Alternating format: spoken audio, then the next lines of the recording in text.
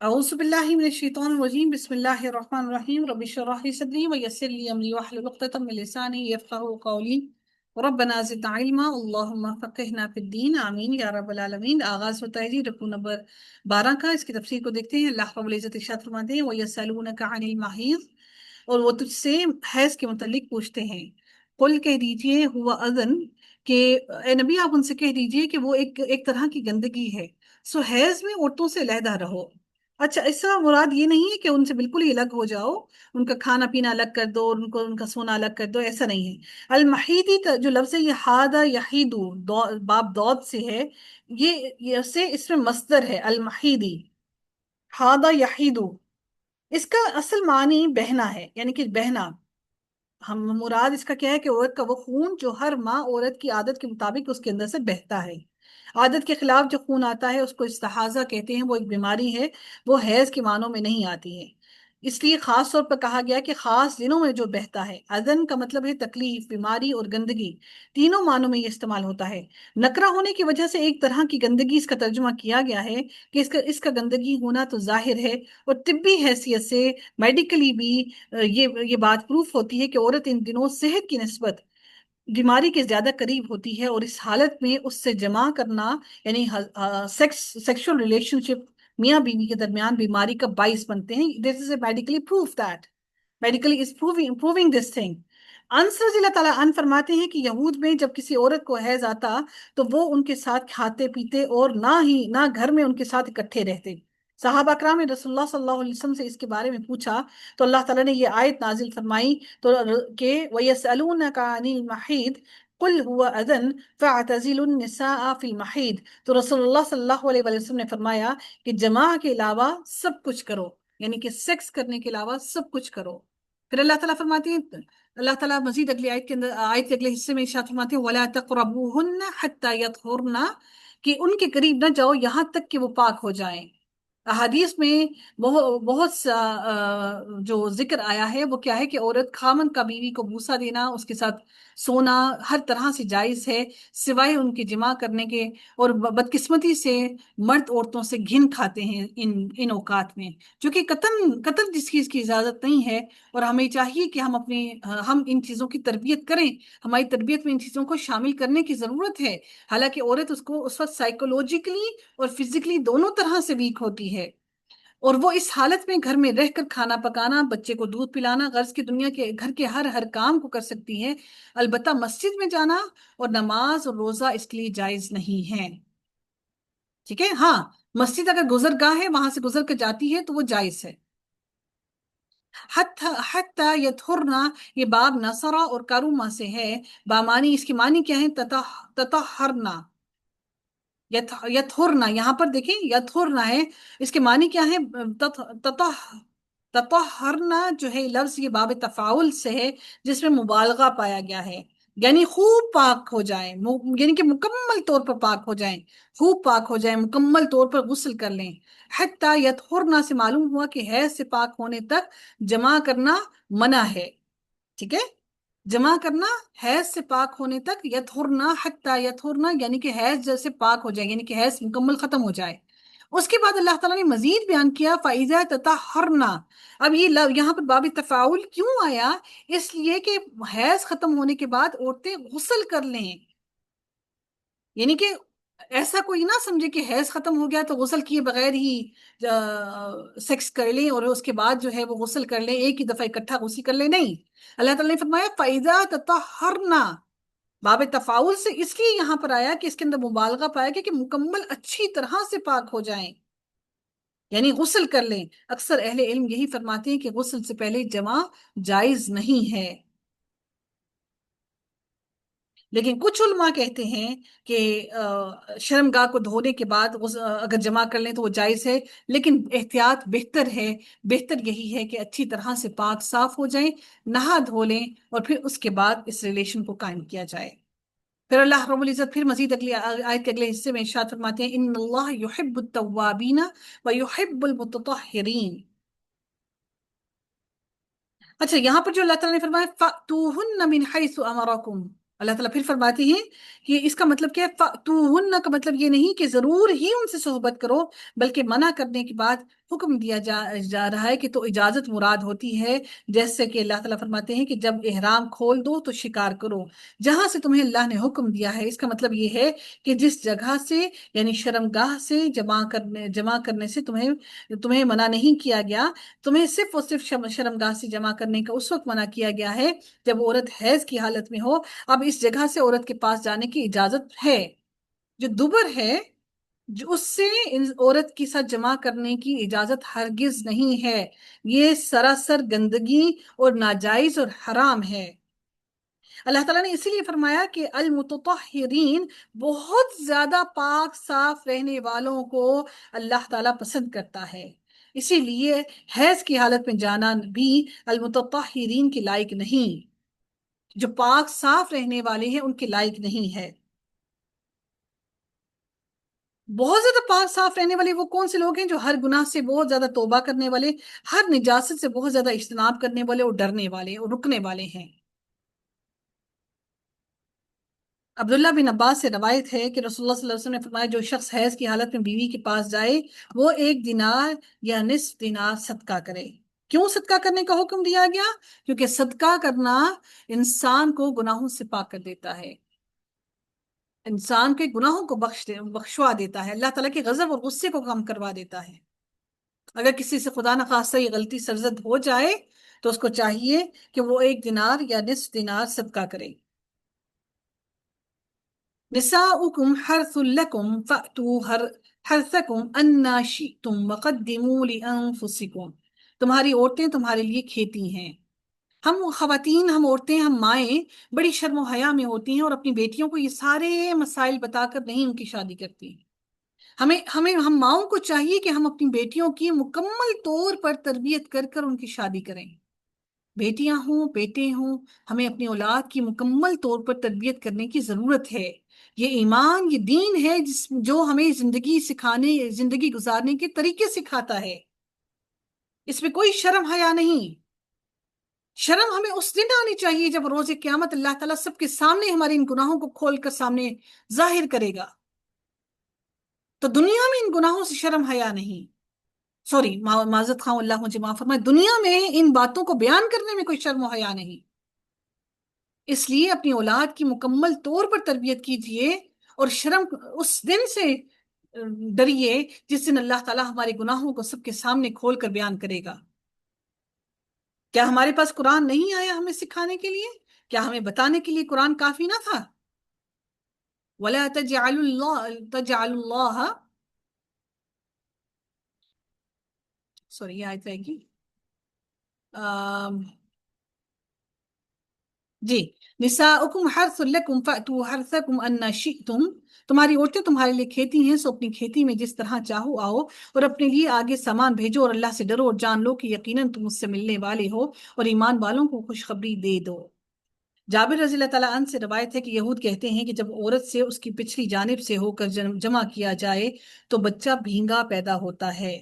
اس پر یہ آیت اتری، یعنی تمہاری عورتیں تمہارے لیے کھیتی ہیں، سو اپنی کھیتی میں جس طرح چاہو آؤ، اور اپنے لیے آگے سامان بھیجو، اور اللہ سے ڈرو۔ عورتیں کھیتی ہیں، جمع کے لیے کوئی آسن مقرر نہیں، جمع کرنے کے لیے ہر آسن پر کر سکتے ہیں، مگر اولاد پیدا کرنے کی جگہ میں ہو۔ دبر جو ہے ہر کھیتی کی جگہ نہیں، کیونکہ کھیتی جو ہوتی ہے وہاں سے آپ کو فائدہ حاصل ہوتا ہے، اور رحم اور جو عورت کی جو شرم گاہ ہے وہاں سے اولاد حاصل ہوتی ہے، وہاں سے فائدہ حاصل ہوتا ہے، جبکہ دبر سے فائدہ حاصل نہیں ہوتا۔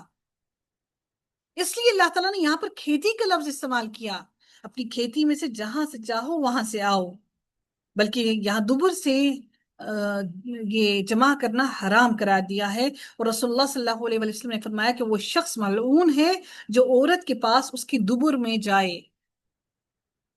وَقَدِّمُوا لِأَنفُسِكُمْ، یعنی اپنے لیے نیک اعمال آگے بھیجو۔ نیک اولاد انسان کا بہترین سرمایہ ہے، بیوی سے صحبت کے وقت نیک اولاد کے حصول کی نیت بھی اس میں شامل ہے۔ وَاتَّقُوا اللَّهَ وَاعْلَمُوا أَنَّكُمْ مُلَاقُوهُ، میاں بیوی کے باہمی ملاقات میں اگر کوئی زیادتی ہو تو نہ کوئی گواہ ہوتا ہے، نہ کوئی ان کے درمیان میں موجود ہوتا ہے، مگر اللہ سے ملاقات کا ڈر اور خوف انسان کو ہو تو یقیناً انسان اللہ سے ڈر کر ایسا کوئی گندا کام نہیں کرے گا۔ اس لیے اللہ نے کہا وَاتَّقُوا اللَّهَ، اور ڈرو اللہ سے، وَاعْلَمُوا، اور جان لو أَنَّكُمْ مُلَاقُوهُ، کہ تمہیں اللہ سے ملاقات کرنی ہے۔ وَبَشِّرِ الْمُؤْمِنِينَ، اور خوشخبری دے دو مومنوں کو۔ وَلَا تَجْعَلُوا اللَّهَ عَرْضَةً لِأَيْمَانِكُمْ أَن تَبَرُّوا وَتَتَّقُوا وَتُصْلِحُوا بَيْنَ النَّاسِ، اور اللہ کو اپنی قسموں کا نشانہ نہ بناؤ، اس سے بچنے کے لیے کہ تم نیکی کرو اور گناہ سے بچو اور لوگوں کے درمیان اصلاح کرو، اور اللہ سب کچھ سننے والا، سب کچھ جاننے والا ہے۔ بعض لوگ غصے میں آ کر اگر کسی نیک کام کرنے نیک کام کے نہ کرنے کی قسم کھا لیتے اور پھر اس قسم کو نیکی سے باز رہنے کے لیے آڑ بنا لیتے، اس آیت میں اس قسم کے لوگوں کو ہدایت دی جا رہی ہے کہ تم اللہ تعالیٰ کے نام کی قسمیں اس لیے نہ کھاؤ کہ نیکی، پرہیزگاری اور لوگوں میں صلح کرانے جیسے نیک کاموں سے باز رہنے کا بہانہ ہاتھ آ جائے، کیونکہ غلط قسم پر اڑے رہنا گناہ ہے۔ رسول اللہ صلی اللہ علیہ وسلم نے عبد الرحمن بن سمرہ سے فرمایا، جب تم کسی بات پر قسم کھا لو پھر دیکھو کہ دوسرا کام اس سے بہتر ہے تو اپنی قسم کا کفارہ دے دو اور وہ کام کرو جو بہتر ہے، قسم کا کفارہ ادا کرو۔ لا يؤاخذكم الله باللغو في أيمانكم ولكن يؤاخذكم بما كسبت قلوبکم واللہ غفور حلیم، اللہ تمہیں تمہاری قسموں میں لغو پر نہیں پکڑتا۔ لغو قسموں سے مراد وہ قسمیں ہیں جو نیت کے بغیر عادت کے طور پر یوں ہی زبان سے نکل جاتی ہیں۔ ایسی قسموں پر کسی قسم کا کفارہ یا سزا نہیں ہے۔ ہاں، جو قسمیں دل کے ارادے کے ساتھ کھائی جائیں کہ اللہ کی قسم یہ کام ضرور کروں گا یا نہیں کروں گا اور پھر ان کی خلاف ورزی کی جائے تو ان پر کفارہ ہے، مگر کوئی شخص جان بوجھ کر جھوٹی قسم کھائے کہ میں نے یا فلاں نے یہ کام کیا یا نہیں کیا تو یہ کبیرہ گناہ میں شامل ہے۔ اس کا کفارہ نہیں، صرف ندامت، آئندہ ایسا نہ کرنے کا عہد اور استغفار ہی اس کا علاج ہے۔ اسے یمین غموس کہا جاتا ہے۔ یمین غموس، یمین غموس، غائن میم واو سین، غموس یعنی یہ جو جھوٹی قسمیں کھاتے ہیں اس کو یمین غموس کہا جاتا ہے۔ یؤلون، اگلی آیت دیکھتے ہیں، اللہ تعالیٰ اگلی آیت میں فرماتے ہیں للذین یؤلون من نسائهم تربص اربعۃ اشہر فإن فاؤوا فإن اللہ غفور رحیم۔ اللہ تعالیٰ فرماتے ہیں کہ ان لوگوں کے لیے جو اپنی عورتوں سے قسم کھا لیتے ہیں 4 مہینے انتظار کرنا ہے، پھر اگر وہ رجوع کر لیں تو بے شک اللہ تعالیٰ بے حد بخشنے والا، نہایت رحم کرنے والا ہے۔ یؤلونا جو لفظ ہے یہ در حقیقت جمع مذکر غائب کا صیغہ ہے۔ یؤلونا باب افعال ہے، باب افعال میں افعال کا یہ صیغہ ہے اور اس کے اندر بہت سی تبدیلیاں آئی ہیں جس کے بعد یہ لفظ بنا یؤلونا۔ اس کا روٹ ورڈ حمزہ لام اور یا ہے، ٹھیک ہے، حمزہ لام اور یا ہے۔ یہ اس کے قوانین لگے ہیں، محموز الفا کا، ناقص یائی کا، وہ انشاءاللہ ہم بعد میں پڑھیں گے تو بعد میں دیکھیں گے، ٹھیک ہے۔ ان 2 آیتوں میں ایلا کی معنی یہ ہے کہ مرد قسم کھا لے کہ وہ اپنی بیوی سے مباشرت نہیں کرے گا، پھر اگر یہ قسم 4 ماہ یا اس سے کم مدت کے لیے کھائی ہو تو اسے اپنی قسم پوری کرنے کا اختیار ہے۔ اگر وہ مدت پوری کر کے اپنی بیوی سے تعلق قائم کر لے تو اس پر کوئی کفارہ نہیں ہوگا، اور اگر اس مدت سے پہلے ہی تعلق بحال کر لے تو قسم کا کفارہ دینا ہوگا۔ رسول اللہ صلی اللہ علیہ وسلم نے ایک دفعہ اپنی بیویوں سے 1 ماہ کے قریب نہ جانے کی قسم کھائی تھی، مدت پوری ہونے پر آپ نے ان سے تعلق قائم فرما لیا اور آپ صلی اللہ علیہ وسلم نے کوئی کفارہ ادا نہیں کیا۔ جاہلیت میں نکاح کے بعد بعض لوگ لمبی مدت تک بیوی کے ساتھ پاس نہ جانے کی قسم اٹھا لیتے یا مدت کی تعین کیے بغیر ہی ہمیشہ کے لیے قسم کھا لیتے۔ وہ بیچاری عورت لٹکتی رہتی، نہ خامند والی رہتی اور نہ بغیر خامند کی رہتی، نہ وہ کہیں اور نکاح کر سکتی تھی۔ اللہ تعالیٰ نے ان آیات میں اس ظلم کا خاتمہ فرمایا۔ اب اگر کوئی 4 ماہ سے زائد مدت کے لیے یا مدت مقرر کیے بغیر قسم کھا لے تو ایسے شخص کے لیے اس آیت میں 4 ماہ کی مدت مقرر کر دی گئی ہے کہ یا تو اس مدت کو پورا ہوتے ہی اپنی بیوی سے تعلقات کو قائم کرے یا پھر سیدھی طرح سے طلاق دے دے۔ پہلی صورت اختیار کرے گا تو اسے کفارہ دینا ہوگا، یعنی کہ مدت پوری ہونے سے پہلے ہی اگر وہ واپس آ گیا تو اسے کفارہ دینا ہوگا، اور اگر وہ دونوں میں سے کوئی صورت بھی اختیار نہ کرے تو حاکم وقت اسے مجبور کرے گا کہ دونوں میں سے ایک اختیار کرے، صرف 4 ماہ گزرنے سے خود بخود طلاق واقع نہیں ہوگی، اسے طلاق پھر بھی لینی پڑے گی۔ آیت کے الفاظ سے یہ بات واضح ہوتی ہے کہ اس کو پھر طلاق لینی پڑے گی، اس شخص کو لازمی 4 ماہ کے بعد لازمی طلاق دینی ہوگی۔ پھر اللہ تعالیٰ نے اسی لیے اگلی آیت میں مزید ارشاد فرما دیا وَإِنْ عَزَمُوا الطَّلَاقَ فَإِنَّ اللَّهَ سَمِيعٌ عَلِيمٌ، اگر خاوند اپنی بیوی کو طلاق دے دے تو وہ فوراً اس سے جدا نہیں ہوتی، بلکہ اسے کچھ مدت انتظار میں گزارنا ہوگی جس کے اندر خاوند اسے رجوع کر سکتا ہے، اور اس مدت کے گزرنے کے بعد عورت آزاد ہے، جس سے چاہے وہ نکاح کر لے۔ اس مدت کو عدت کہا جاتا ہے۔ اللہ تعالیٰ متعلقہ عورتوں کی طلاق کے متعلقہ عورتوں کی پورا مدت کے بارے میں فرماتی ہیں، وہ کیا ہے؟ وَالْمُطَلَّقَاتُ يَتَرَبَّصْنَ بِأَنفُسِهِنَّ ثَلَاثَةَ قُرُوءٍ، اور وہ عورتیں جنہیں طلاق دی گئی ہے اپنے آپ کو 3 حیض تک انتظار میں رکھیں۔ وہ لوگ سمجھتے ہیں کہ جن عورتوں کو حیض نہیں آتا تو وہ اس میں نہیں ہے، وہ اپنے 3 مہینے کی گنتی کو پورا کریں گی۔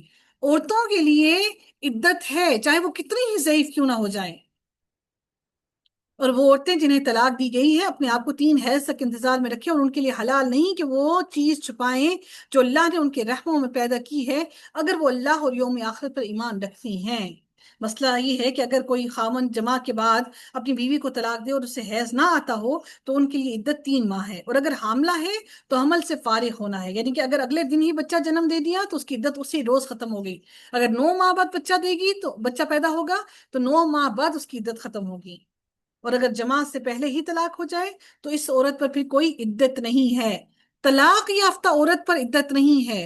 ہاں، اگر کوئی عورت بیوہ ہو جاتی ہے اور اس کا رخصتی سے پہلے اس کا شوہر فوت ہو جاتا ہے تو اس عورت پر عدت پوری ہوگی، اور اس عورت کو اپنا پورا حصہ بھی شوہر کی جائیداد میں سے ملے گا۔ یہ صرف متعلقہ عورت کے لیے ہے کہ متعلقہ عورت کی کوئی عدت نہیں ہے۔ المطلقات وہ عورتیں جنہیں طلاق دی جائے سے ان عورتوں کی عدت بیان کرنا مقصود ہے جن سے خاوند صحبت کر چکے ہوں اور وہ حاملہ نہ ہو، نہ ہی ایسی ہوں جنہیں حیض نہیں آتا، نہ لونڈیاں ہوں، اور نہ ان کی عدت 3 قروء ہے۔ تو ان کی عدت کیا ہے؟ 3 قروء، یعنی کہ قروء جو ہے یہ لفظ جمع ہے، اس کا واحد قرء ہے، قروء جمع ہے، قرء اس کا واحد ہے، اور یہ حیض کے ایام پر بھی بولا جاتا ہے، اور طہر یعنی حیض سے پاک ہونے کے ایام پر بھی یہ لفظ بولا جاتا ہے۔ ٹھیک ہے جی۔ اسما بنت یزید انصاریہ کا بیان ہے کہ پہلے مطلقہ عورت کے لیے کوئی عدت نہیں تھی، خاوند جب چاہتا رجوع کر لیتا، تو جب مجھے طلاق ہوئی تو اللہ تعالیٰ نے اس موقع پر طلاق کی عدت کا حکم نازل فرمایا۔ بار بار طلاق دیتے، بار بار رجوع کر لیتے، بار بار طلاق دیتے، بار بار رجوع کر لیتے۔ اب وہ عورت بچاری نہ کہیں اور نکاح کر سکتی تھی، نہ اس شوہر سے جان چھڑا سکتی تھی، اس لیے اللہ تعالیٰ نے عورت کو عدت کا وقت دیا، اور اس عدت کے بعد عورت جس سے چاہے نکاح کر لے، ساری زندگی اسے ایک مرد کے ظلم و ستم کے اندر نہ بیٹھی رہے کہ جب اس کا دل کرے گھر سے اٹھا کے باہر پھینک دے، جب دل کرے اس کو واپس دے دے کر لے۔ تو اللہ تعالیٰ نے عورت کے حقوق کو بہت تحفظ دیا ہے۔ اللہ رب العزت پھر فرماتی ہیں کہ وَلَا يَحِلُّ لَهُنَّ أَن يَكْتُمْنَ، یعنی عورتوں کے لیے حلال نہیں کہ وہ اپنے رحم میں جو کچھ ہے، یعنی حمل یا حیض یا طہر، اسے چھپائیں۔ ان میں سے کوئی بات ان عورتوں نے چھپانی نہیں ہے اور غلط بیانی کریں، کیونکہ عدت اس پر موقوف ہے، اس کے حمل پر، اس کی حیض پر۔ اور یہ چاند کی تاریخوں سے عدت ہوتی ہے، یہ ہماری جو ہم لوگوں کا عیسوی کیلنڈر اس کے مطابق عدت نہیں ہوتی، چاند کی تاریخوں کے مطابق عدت ہوتی ہے۔ وَبُعُولَتُهُنَّ أَحَقُّ بِرَدِّهِنَّ فِي ذَلِكَ، یعنی عدت کے اندر اگر خاوند رجوع کرنا چاہے تو عورت کو لازماً ماننا ہوگا، عورت کیونکہ وہ زیادہ حقدار ہیں ان کے شوہر کہ عورت کو واپس اپنی طرف لے آئے، کیونکہ طلاق مرد نے دی ہے، عورت نے خلا نہیں لی ابھی، یعنی کہ عورت کی مرضی نہیں تھی، خلا لیتی تو پھر عورت لیتی، یہ طلاق ہو رہی ہے یعنی کہ مرد دے رہا ہے، تو اس لیے اللہ نے کہا کہ وہ مرد، اس کی شوہر زیادہ حقدار ہیں کہ ان کو واپس لوٹا دیں، وَلَهُنَّ مِثْلُ الَّذِي عَلَيْهِنَّ بِالْمَعْرُوفِ، یعنی عورتوں کو ابھی معروف طریقے کے مطابق مردوں پر ویسا ہی حق ہے جیسا کہ مردوں کا عورتوں پر ہے۔ جابر رضی اللہ تعالیٰ عنہ بیان کرتے ہیں کہ رسول اللہ صلی اللہ علیہ وسلم نے فرمایا تمہارا ان عورتوں پر یہ حق ہے کہ وہ تمہارے بستر پر ان کو نہ بیٹھنے دیں جسے تم ناپسند کرتے ہو، اور اگر وہ ایسا کریں تو انہیں مارو، ایسا مارنا جو شدید نہ ہو، اور ان کا حق تم پر یہ ہے کہ انہیں دستور کے مطابق کھانا دو اور ان کو لباس دو۔ بدقسمتی سے کیا ہوتا ہے، سارے گھر کے کام کاج ہو جاتے ہیں، سارے گھر کی چیزیں پوری ہو جاتی ہیں، بچوں کی تمام چیزیں آ جاتی ہیں، جب بات آتی ہے بیوی کو کپڑے پہنانے کی، بیوی کو جوتے دلانے کی، اس وقت مردوں کا بجٹ زیرو ہو جاتا ہے۔ یا پھر عورتیں خود کو کمائی کا ذریعہ کریں، یا ان کے بھائی یا ماں باپ ان کو پیسے دیں کہ وہ اپنے کھانے پینے کا، کھانے پینا تو کھلا ہی دیتے ہیں، کپڑے اوڑھنے پہننے جوتوں کا وہ بندوبست کریں، یا پھر وہ خود کمائی کریں تو اپنے کھانے پینے اور اوڑھنے کا بندوبست کریں۔ یہ مرد پر حق ہے کہ وہ عورت کو اس کا کپڑا اوڑھنا پہننا سب کچھ اس کا خرچہ پورا کرے۔ اگر عورت کماتی ہے تو عورت کا یہ حق نہیں کہ عورت اپنا سارا مال اپنے گھر پر لٹائے، وہ اپنی مرضی سے کماتی ہے، لیکن مرد کے ذمے ہے، کیونکہ عورت کو مرد لے کر آیا ہے، مرد کو عورت نہیں لے کر آئی۔ یہ مرد کی ذمہ داری ہے کہ عورت کی تمام چیزوں کو پورا کرے۔ بدقسمتی سے ہوتا کیا ہے کہ عورتیں جب جاب کرتی ہیں تو وہ ساری کی ساری کمائی اپنے کپڑوں پر، اپنے جوتوں پر، اپنی ذمہ داری خود اٹھا لیتی ہیں، پھر مرد مکمل طور پر آزاد ہو جاتے ہیں۔ اور ان عورتوں کی حالت میں نے دیکھا ہے کہ ان عورتوں کی نسبت کئی گنا زیادہ بری ہو جاتی ہے جو کہ عورتیں گھروں میں ہوتی ہیں، جو کہ ہاؤس وائفز ہوتی ہیں، وہ پھر بھی اپنے خرچے شوہر سے پورے کروا لیتی ہیں، لیکن مرد ان عورتوں سے جو جابینس ہوتی ہیں ان سے مکمل طور پر بری ذمہ ہو جاتے ہیں۔ ان کو ان کی کسی تکلیف کا، کسی کام کا، کسی چیز کا، کسی ضرورت کا کوئی احساس باقی نہیں رہتا۔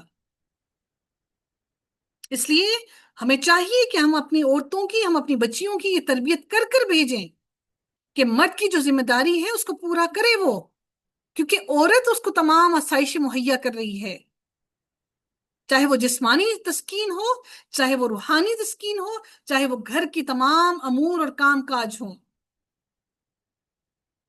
وَلِلرِّجَالِ عَلَيْهِنَّ دَرَجَةٌ، یعنی مرتبہ میں، اطاعت کا حق رکھنے میں، خرچ کرنے میں، فطرتی قوتوں میں، میراث میں، خصوصاً عنایات میں، جو طلاق اور رجوع کا حق رکھنے میں، الغرض دنیا اور دین و دنیا کے بہت سے شرف عورت پر ان کی برتری کا باعث ہیں۔ اللہ تعالیٰ نے سورہ النساء میں فرمایا مرد کو قوام اسی لیے بنایا گیا کیونکہ وہ گھر پہ خرچ کرتا ہے، وہ عورت پر خرچ کرتا ہے۔ جو مرد خرچ ہی نہیں کرتا گھر پر، جو بیوی پر خرچ نہیں کرتا، گھر کے خرچے نہیں پورے کرتا، وہ کس قسم کا قوام ہے؟ صرف اپنی مردانگی دکھانے کے لیے؟ تو ایسا مرد قوام نہیں رہتا۔ اس کی قوام ہونے کا کیا فائدہ پھر، کہ عورت کو اپنی ضرورتوں کو پورا کرنے کے لیے دوسروں کے آگے ہاتھ پھیلانا پڑے؟